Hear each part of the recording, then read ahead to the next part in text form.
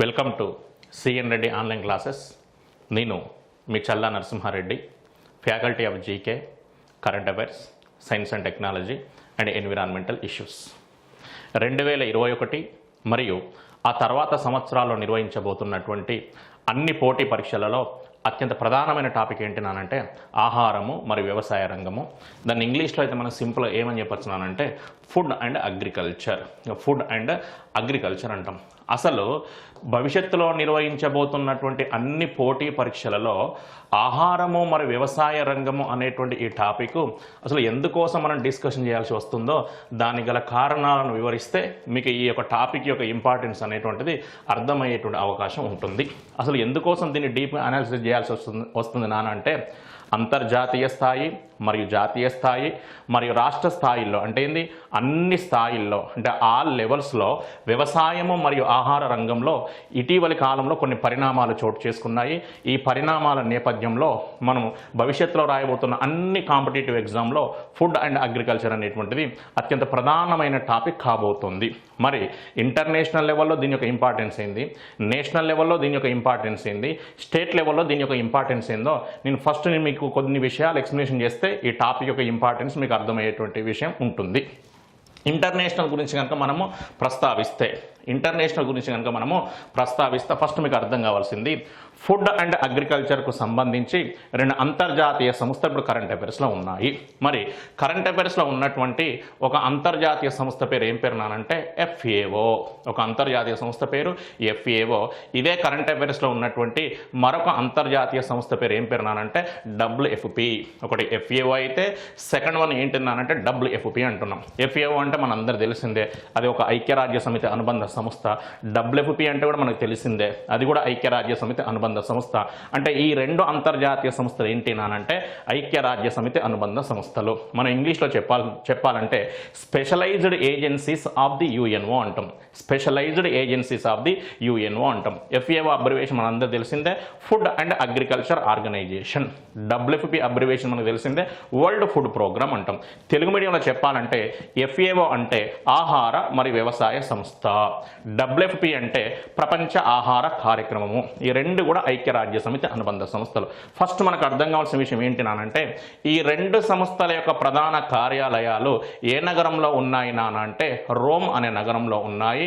మరి ప్రపంచంలో రోమ్ అనేటువంటిది ఏ దేశ రాజధాని నానంటే ఇటలీ దేశ రాజధాని. అంటే ఇప్పుడు మీకు వెంటనే క్లారిటీ రావాలి. ఐరోపా ఖండానికి చెందిన ఒక దేశం పేరు ఇటలీ. ఇటలీ యొక్క రాజధాని పేరు ఏం పేరంటే రోమ్. మరి ఇటలీ రాజధాని అయినటువంటి రోమ్ ప్రధాన కార్యాలయంగా మనకు 2 ఐక్యరాజ్య సమితి అనుబంధ సంస్థలు ఉన్నాయి.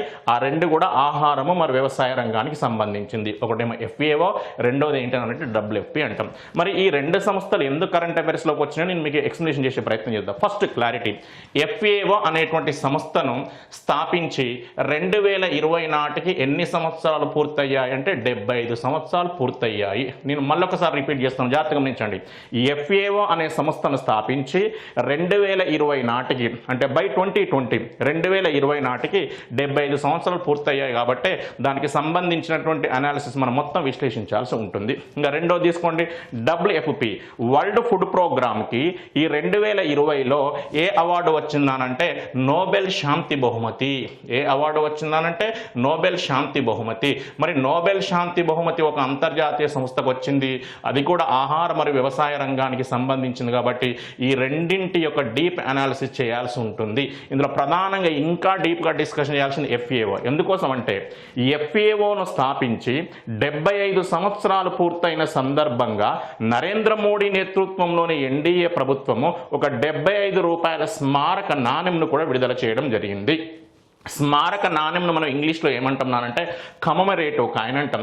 అసలు ఐక్యరాజ్య సమితి అనుబంధ సంస్థ అయిన FAO 75 సంవత్సరాలు పూర్తి చేసుకుంటే అసలు మన భారత ప్రభుత్వం ఒక ₹75 స్మారక నాణాన్ని విడుదల చేసిందంటే FAOకి మరి భారతదేశానికి ఏదో అభినాభావ సంబంధం ఉండి ఉంటుంది. ఆ రిలేషన్ ఏంటో మనం డీప్గా అనాలిసిస్ చేయాల్సి ఉంటుంది. అందుకే మీకు ఫస్ట్ అర్థం కావాల్సింది ఇంటర్నేషనల్ లెవెల్లో ఫుడ్ అండ్ అగ్రికల్చర్కు సంబంధించి 2 అంతర్జాతీయ సంస్థలు కరెంట్ అఫైర్స్లో ఉన్నాయన్న విషయం మీకు అందరికీ అర్థం కావాలి.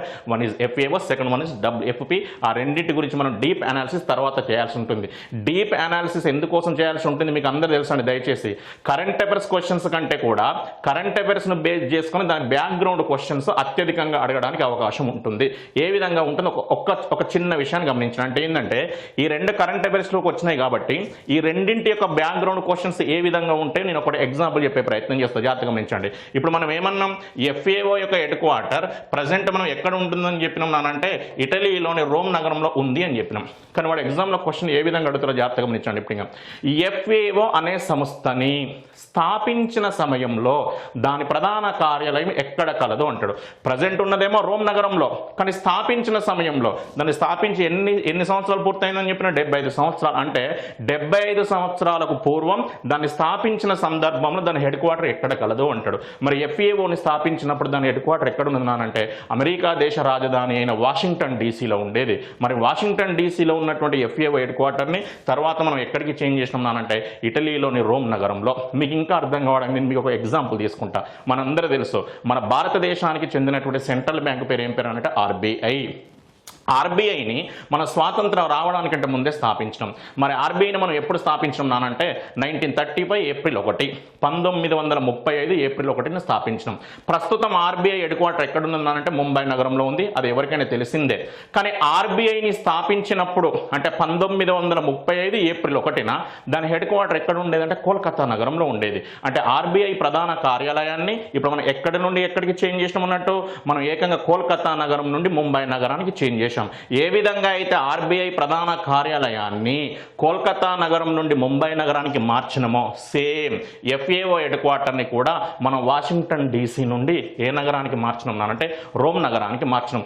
ఎక్కడో దాని హిస్టరీ గురించి ఎందుకోసం ఇప్పుడు ఎగ్జామ్లో క్వశ్చన్ అడిగే ఛాన్స్ ఉన్నదంటే దానికి 75 సంవత్సరాలు పూర్తయింది కాబట్టి దాని హిస్టరీ మనం మొత్తం నీట్గా చదవాల్సి ఉంటుంది. అంతేకాదు ఇప్పటివరకు ఈ చరిత్రలో ఈ FAOకి డైరెక్టర్ జనరల్గా ఇప్పటివరకు ఒకే ఒక భారతీయుడు మాత్రమే పనిచేశాడు. ఇప్పటివరకు మొత్తం చరిత్రలో 75 సంవత్సరాల చరిత్ర కలిగినటువంటి FAOలో ఒకే ఒక భారతీయుడు మాత్రమే FAOకి హెడ్గా పనిచేశాడు, అంటే డైరెక్టర్ జనరల్గా పనిచేశాడు. మరి ఆ భారతీయుని పేరు ఏం పేరు నానంటే వినయ్ రంజన్ సేన్ అంటాం లేదా బినయ్ రంజన్ సేన్ అంటాం.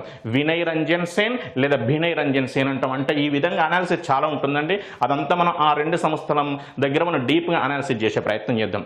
మరి ఇదే ఇంటర్నేషనల్ లెవెల్లో ఈ టాపిక్ని ఇంకా డిస్కషన్ చేయడానికి మూడవ రీజన్ అండి. మూడవ కారణం ఏంటిందానంటే మొదటి రీజన్ FAO అయిపోయింది, రెండవ రీజన్ WFP అయిపోయింది. ఇప్పుడు మూడవ రీజన్కి వద్దాం. ఆ మూడవ రీజన్ ఏంటిదానంటే సుస్థిరాభివృద్ధి లక్ష్యాలు. ఆ మూడవ రీజన్ ఏంటిదానంటే సుస్థిరాభివృద్ధి లక్ష్యాలు. ఆ సుస్థిరాభివృద్ధి లక్ష్యాలను మన షార్ట్కట్లో అయితే వాటిని ఇంగ్లీష్లో ఏమని చెప్పొచ్చునానంటే SDG అంటాం. Sustainable development goals. మీకు అందరూ తెలుసు గత 4 సంవత్సరాల నుండి మరియు భవిష్యత్తులో ఇంకా 10 సంవత్సరాల వరకు అత్యంత ప్రధానమైన టాపిక్ ఏంటంటే సస్టైనబుల్ డెవలప్మెంట్ గోల్స్. మీకు అందరూ తెలుసు ఈరోజు సస్టైనబుల్ డెవలప్మెంట్ గోల్స్ అనే టాపిక్ కరెంట్ అఫైర్స్లో వస్తుంది, అన్నిటికంటే ప్రధానం ఎకానమీలో వస్తుంది, అన్నిటికంటే ప్రధానం ఇంకా ఎన్విరాన్మెంటల్ ఇష్యూస్లో కూడా వస్తుంది. అంటే భవిష్యత్తులో మనకు అత్యంత ప్రధానమైన టాపిక్ ఏంటంటే సస్టైనబుల్ డెవలప్మెంట్ గోల్స్. మీకు అందరికీ అర్థం కావాల్సింది మన భవిష్యత్తులో రాయబోతున్న ఎగ్జామ్లలో రెండు టాపిక్స్ మనం ఎక్కువగా ఫోకస్ అయ్యే అవకాశం ఉన్నది. ఒకటి మన ఆర్టిఫిషియల్ ఇంటెలిజెన్స్ AI అంటున్నాం. దానికి సంబంధించి ఇటీవల ఫస్ట్ మీటింగ్ ఇండియాలో జరిగింది. ఆర్టిఫిషియల్ ఇంటెలిజెన్స్ అంటున్నాం. ఆ తర్వాత రెండవ ప్రధానమైన టాపిక్ ఏంటంటే SDG అంటాం, సస్టైనబుల్ డెవలప్మెంట్ గోల్స్ అంటాం, సుస్థిరాభివృద్ధి లక్ష్యాలు. అసలు సుస్థిరాభివృద్ధి లక్ష్యాలు అంటే ఏంటి, ఇవి ఎవరు నిర్దేశించారో, అసలు మొత్తం లక్ష్యాలు ఏంది, అవన్నీ మనం తర్వాత డీప్గా మనం అనాలిసిస్ చేసే ప్రయత్నం చేద్దాం. కానీ ఇక్కడ ఆహారము మరియు వ్యవసాయ రంగానికి మరి ఈ సుస్థిరాభివృద్ధి లక్ష్యాలకు మధ్య ఉన్న సంబంధం ఏంది ఎక్స్ప్లెనేషన్ చేసేటువంటి ప్రయత్నం చేస్తాను నేను మీకు. Reason first clarity. మొత్తం సుస్థిరాభివృద్ధి లక్ష్యాలు ఎన్ని నానంటే 17 ఉంటాయి. 17. ఇప్పుడు నేను ఇందులో రెండవ లక్ష్యం గురించి నేను ఇప్పుడు మీకు ఎక్స్ప్లెనేషన్ చేస్తున్నా. రెండవ లక్ష్యాన్ని మనం ఏమంటాం నానంటే SDG2 అంటామంటే షార్ట్కట్లో. దానికి కంప్లీట్ చెప్పాలంటే సెకండ్ సస్టైనబుల్ డెవలప్మెంట్ గోల్ అంటాం. దాన్ని తెలుగు మీడియంలో అయితే రెండవ సుస్థిరాభివృద్ధి లక్ష్యము. మరి రెండవ సుస్థిరాభివృద్ధి లక్ష్యం ఏంటి నానంటే జీరో హంగర్. రెండవ సుస్థిరాభివృద్ధి లక్ష్యం ఏంటి నానంటే జీరో హంగర్. దాన్ని జీరో హంగర్ అనొచ్చు, లేదా దానికి మనం ఏ విధంగా అర్థం చేసుకోవచ్చు అంటే ఎలిమినేషన్ ఆఫ్ ది హంగర్ అనొచ్చు. సింపుల్ చెప్పాలంటే ఆకలిని నిర్మూలించడం. ఆకలిని నిర్మూలించడం. మరి ఏ సంవత్సరం నాటికి నానంటే బై 2030 ఇప్పుడు మొత్తం కలిపి సింగిల్ లైన్లో ఆలోచించండి. మొత్తం 17 అంటే 17 సుస్థిరాభివృద్ధి లక్ష్యాలు ఉంటే అందులో రెండవ లక్ష్యం ఆకలికి సంబంధించింది. ఆ రెండవ లక్ష్యాన్ని మనం ఇంగ్లీష్లో అయితే జీరో హంగర్ అని చెప్పచ్చు, అంటే ఆకలిని నిర్మూలించడం. దాని ఏ సంవత్సరం నాటికి అంటే 2030. ఇప్పుడు సింగిల్ లైన్లో చెప్పాలంటే 2030 నాటికి ఈ ప్రపంచంలో ఆకలిని నిర్మూలించడం అనేటువంటిది రెండవ ప్రధానమైన సుస్థిరాభివృద్ధి లక్ష్యం. అంటే ఈ రెండవ సుస్థిరాభివృద్ధి లక్ష్యం కూడా దేంతో సంబంధం కలిగి ఉందంటే ఫుడ్ అండ్ అగ్రికల్చర్తో సంబంధం కలిగి ఉంది. కాబట్టి ఈ సంవత్సరం ఈ టాపిక్ చాలా ఇంపార్టెంట్. అంతేకాదు ఇంటర్నేషనల్ లెవెల్లో ఈ టాపిక్ మరొక ప్రాధాన్యత ఉన్నదండి. ఈ టాపిక్కు సంబంధించి ఎవ్రీ ఇయర్ మనకు ఒక నివేదిక విడుదల కావడం జరుగుతుంది. ఆ నివేదికను మనం ఏమంటున్నానంటే GHI. ఆ నివేదికను మనం ఏమంటున్నానంటే GHI. దాని complete name global hunger index. Global hunger index అంటాం. తెలుగు మీడియంలో అయితే ప్రపంచ ఆకలి సూచి. మరి 2020లో ప్రపంచ ఆకలి సూచి ఏంటిది, అందులో భారతదేశం యొక్క స్థానం ఏంటిది, దాని గురించి మనం ఎక్స్ప్లెనేషన్ చేయాల్సి ఉంటుంది.